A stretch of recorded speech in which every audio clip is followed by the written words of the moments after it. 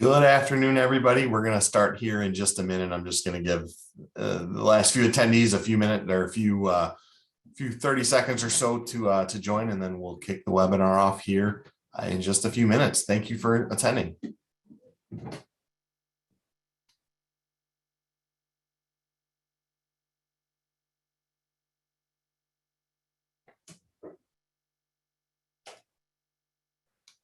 All right, well, we're going to go ahead and get started. Again, thank you everyone for attending. My name is Tom Kelly with Wind River Financial, and today's webinar topic is how to cut your credit card processing interchange fees. So we're going to jump right into it. We're going to try to keep this quick in 15 minutes to let you guys get back to your day, but hopefully kind of provide a lot of information that you can take back to your credit card processing programs and help improve those where you can. We'll start out with a brief introduction of who Wind River is. We'll cover what interchange is, how the credit card processing fees work, things that impact interchange rates, what are those factors that you can control that affect interchange rates, ways to save money on credit card processing, and then ways to offset credit card processing costs, which has become a hot topic here, I'd say, within the last year. Real quick, Wind River Financial is a multi-generational family-owned business in Madison, Wisconsin.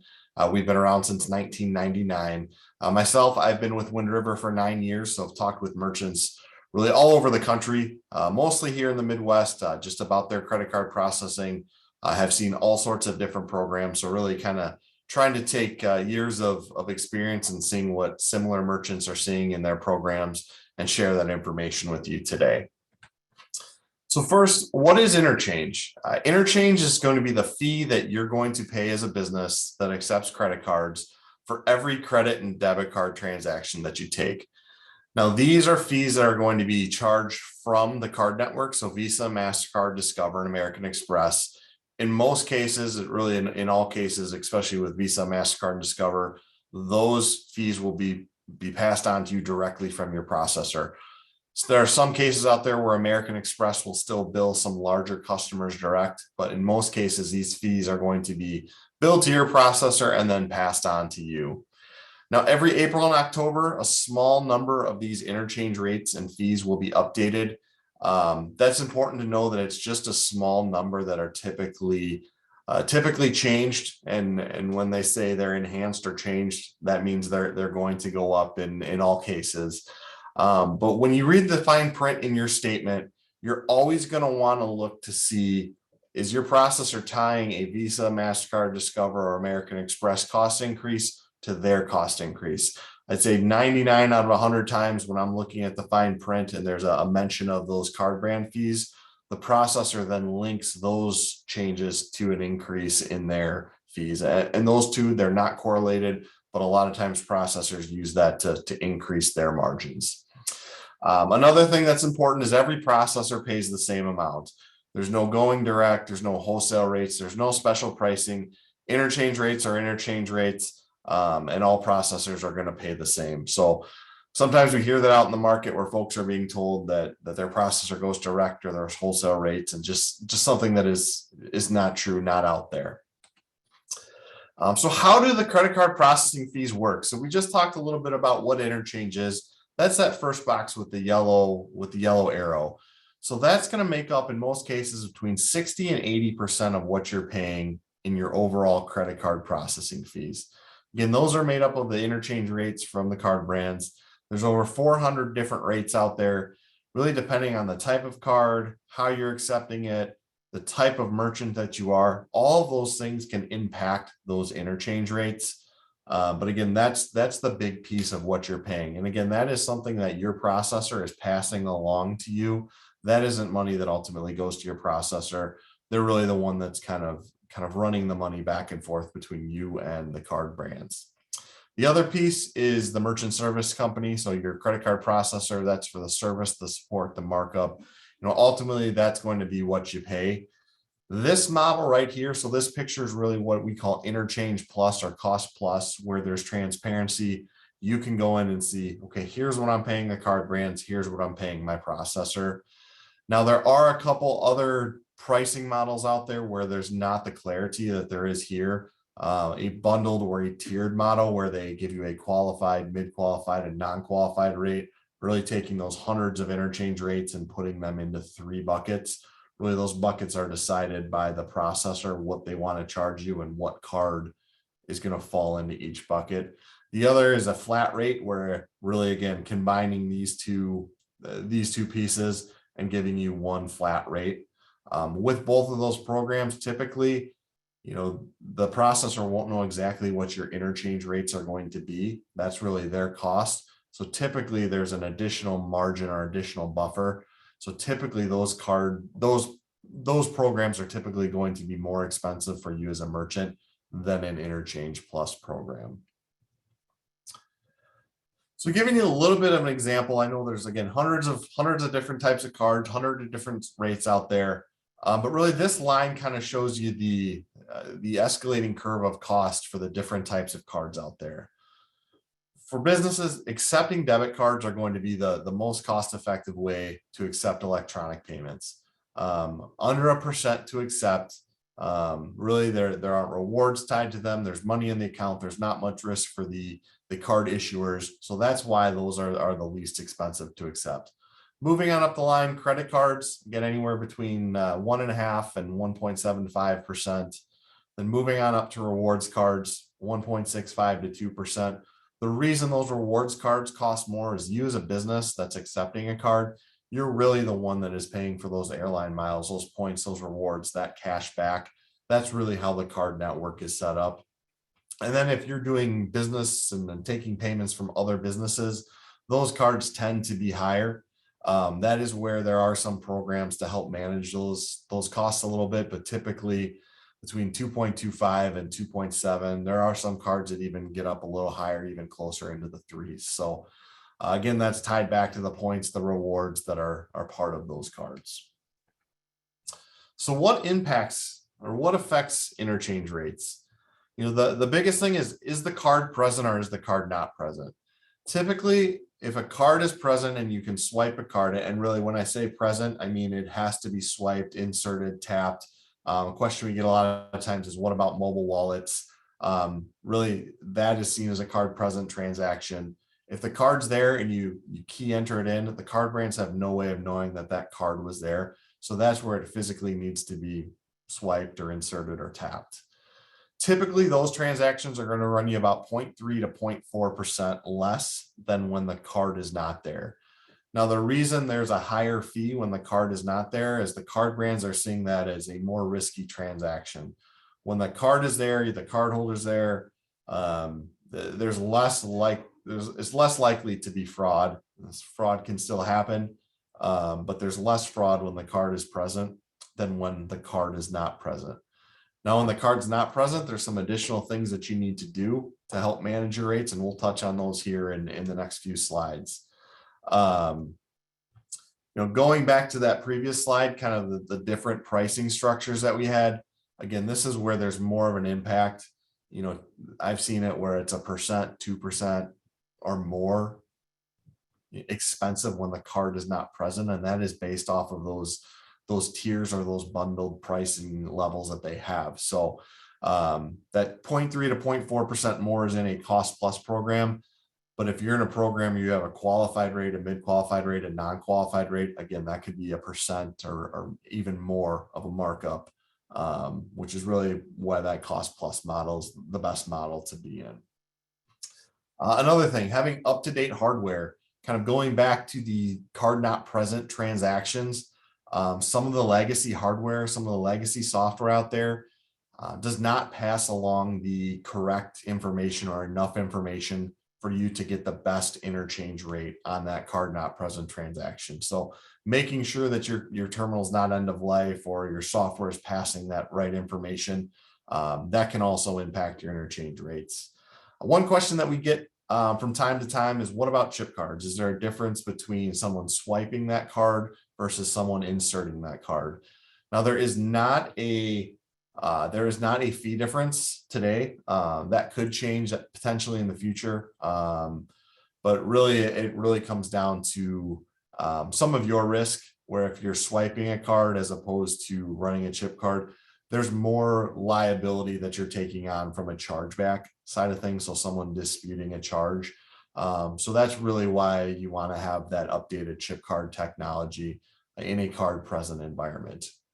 And then again, like I mentioned, passing the necessary data for card present transactions. And I'll really touch on that here in a couple slides. So what can you control when reducing your interchange rates? Again, making sure that you have a device to swipe a card or dip the chip. Even if you do, very few amount of card present transactions, really that's going to give you the best rate is when that card is present. Again, limiting the time that you're manually entering those transactions, making sure your equipment's up to date, making sure it's passing that correct information. Another big one that sometimes we'll run into when talking with folks is there's a daily batch fee typically. And so sometimes folks will say, well, I'm not going to batch out until, I have 10 transactions. You have 24 hours from when you accept that card to when you batch out. Otherwise, that transaction is going to what's called downgrade, or you're going to end up paying more in interchange because you have not settled that transaction. Another thing is if you're doing online orders or taking orders over the phone, if you can have the customer pay at pickup, so it's a card present transaction as opposed to taking that payment over the phone. Again, that's another way to reduce those fees. And then on those card not present transactions, there's really some information that you need, and that's what we call level 2 data. So this is going to be for all those card not present transactions, whether that's one of your employees keying it through a software, through a terminal, through a virtual terminal. Anytime you get a card number and the card is not physically present, not being swiped, not being dipped, at minimum, you're going to need the billing street number. So for example, if the cardholder lives at 123 Main Street, you need to pass along 123 with that transaction. On the terminal or a virtual terminal, that should be prompted. If it's not, many of those transactions are going to be downgraded, which on top of the 0.3 to 0.4% more that you're already paying because it's a card not present transaction, you're going to pay an additional 0.3 to 0.4% more in downgrades, which means Visa, Mastercard, Discover see that as even more of a risky transaction. Not only is the card not present, but you don't have the billing street number, the billing zip code. This is where they see most of their fraud. So this is why they give you a better rate for passing this information along. So again, billing street number, billing zip code. If it's a business card, you may also need to pass along the PO number. And if you don't have a PO number, they just want to see some data in there. So if you want to put the date, if you want to put the number 1, if there is some sort of order number that you can reference, you're going to want to put that, especially on those business cards. And then the CVV, that's really a fraud management tool or a kind of just an extra check for you when the card's not present to make sure that customer of yours has that card present, and that's in their hands when they're calling you with that information. Again, that's less likely to be fraud. Now, if you do business with other businesses, taking payments from other businesses or government entities, there's something called level 3 data that really can be passed along. It's an incentive program, really kind of started more on the government side. So a lot of this information will show up on the consumer's credit card statement. But by passing this along, in most cases, if it's a level 3 eligible card, now there's only, I'd say probably about 20% of the business cards are eligible for it. But if you pass along the invoice number and the order number, a product code, commodity code, item description, quantity, you can save an additional 70 to 80 basis points. And I think what we hear a lot of times is, well, what's the product code? What's the commodity code? I don't know what that is. Wind River has come up with a way that we can help automate that and pass that data along for you. We can kind of pre-fill some of that where you just need to fill in the quantity and item description. So it's really a way that if you're doing a lot of B2B transactions or B2G transactions where the card is not present, level 3 data can end up saving you quite a bit of money typically. So something that you should explore if you're not doing that today. Other ways to save on credit card processing. The question we get a lot of times is, what is a good rate? What should I pay? And I'd say the best answer that I can give you, talking to a broad range of businesses with different volumes, is it depends. Really the best way to track your overall fees is to take your total fees divided by your total sales. That's your net effective rate. For some businesses, 3% is a great rate. For other businesses, 3% is really overpaying. So, that's where it's really best to talk to someone who knows the market, knows what you should be paying, and give you an idea of, is it competitive or is it not? And if it's competitive, what is your rate, and how do you check to see if that changes? Another thing that we've seen, our industry's gone through a lot of mergers and acquisitions, especially with some of the larger national processors out there. So we're seeing kind of some added or unnecessary fees that have been added to credit card statements. And, credit card statements historically are very difficult to read, but don't be shy. If you see a fee and you don't understand it, call your processor. They should be able to explain every fee on your statement to you. And here's some fees that we're seeing some of the big guys add: a monthly discount fee that's charging you to take the fee out at the end of the month as opposed to every day; a risk assessment fee, which is really a way for that processor to kind of spread out the risk of that they face to all merchants. So kind of peanut buttering it across the portfolio. So you're paying for some of their more riskier businesses. You're kind of helping them offset some of their potential losses with that fee. A non-EMV adjustment fee, a non-EMV program fee. I know we're seeing this from some of the processors out there, Global Payments, Heartland, TSYS, that are adding this. And really, we've seen it up to a full % or even more on all card not present transactions. So not only are you paying more in interchange, but you're paying additional markup on top of the markup you're already paying because that card is not present. So again, some of those fees, again, are added and they can blend in with some of the card brand fees. So if something looks new, if you don't understand what it means, call your processor, get an explanation on what that means. An annual review of your program, something that's important, something that we do with our customers is we monitor their qualification rate, or making sure that they're getting the best possible interchange rate with every transactions that they swipe. So, if you call your processor and they're saying, hey, you're only qualifying at 50% for the best rate on those card not present transactions, there is a big opportunity for you to pass along some of that additional data and lower some of those card brand fees. Contracts, that's one thing that we see in our industry. I think there's a misconception that once you sign a contract, you're locking your rate in. Again, those interchange rates can't be locked in, those can change. But really what we see in our industry is a lot of pricing that's similar to the cable companies. You sign a contract, you're locked in. They can raise their markup on you, but you're going to have to pay hundreds or thousands of dollars in order to get away from them. PCI compliance is another thing that we're seeing a lot out in the industry. Less than 33% of the businesses out there are PCI compliant today. With that, typically comes a non-compliance fee. Additionally, you're kind of leaving your business open to additional financial risk. And what PCI compliance is, payment card industry, is what PCI stands for, the data security standards. So it's really the card brands rules and regulations for you as a business, keeping your customers' cardholder data secure. So if there's questions on that, I'm happy to answer those afterwards. Look, as far as the partner that you're working with, again, I mentioned Interchange Plus pricing model. Look for those hidden charges, read the statement messaging. Another thing that we've seen is cash discounting. I'd say of these next two, cash discounting and surcharging, Wind River would always recommend cash discounting. Really, they accomplish the same thing of offsetting those credit card processing fees. Just how it's presented to your customer is going to be different. So with cash discounting, you're going to advertise the price of an item. So let's say it's $100, but there's a 3% processing fee. So you advertise it as $103, and then you offer a discount for customers that are paying with cash. So you see this a lot at gas stations where, there is a cash discount.